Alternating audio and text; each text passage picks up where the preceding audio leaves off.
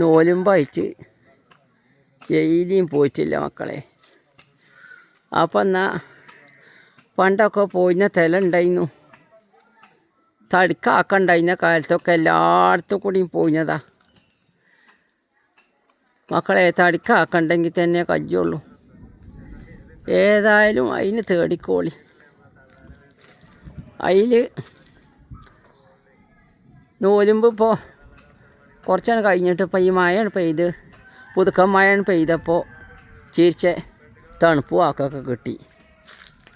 അതിൽ എന്നാൽ ഒന്ന് പോയി നോക്കാൻ എഴുതിക്കാണ്ട് മോയിക്കലക്കാരയിലാണ് വന്ന് കാണ്ട് ഇതിലെ താഴത്തിലേക്കാണ് ഇറങ്ങാൻ എഴുതിക്കാണ്ട് പുളിയക്കോട്ടിലേക്കാണ് പോവും വേണം.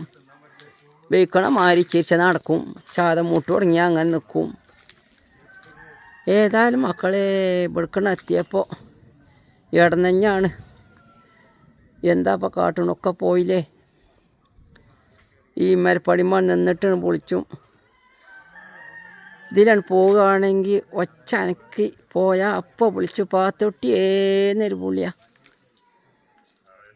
അതിലാണ് പൊളിച്ചാൽ പടച്ചോൻ പുളിയേക്കും.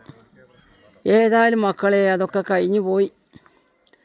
എന്നാൽ ഓളോട് അറിഞ്ഞ് എവിടെ ഇജ്ജ് എവിടേക്കായി പോയിക്കണത്, പാത്തുട്ടിയാണാ വന്നിക്കണത്, എന്തേലും ഒക്കെ എന്തേലും പള്ളക്ക് വെച്ചിന് കൊടുത്താന്നറി.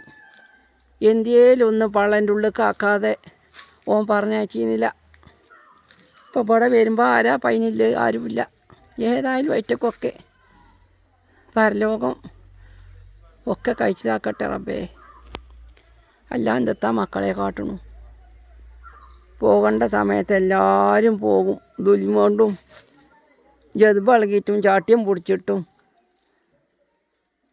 അങ്ങോട്ടും ഇങ്ങോട്ടും ഫസാദ് ഉണ്ടാക്കിയിട്ടൊന്നും കാര്യമല്ല.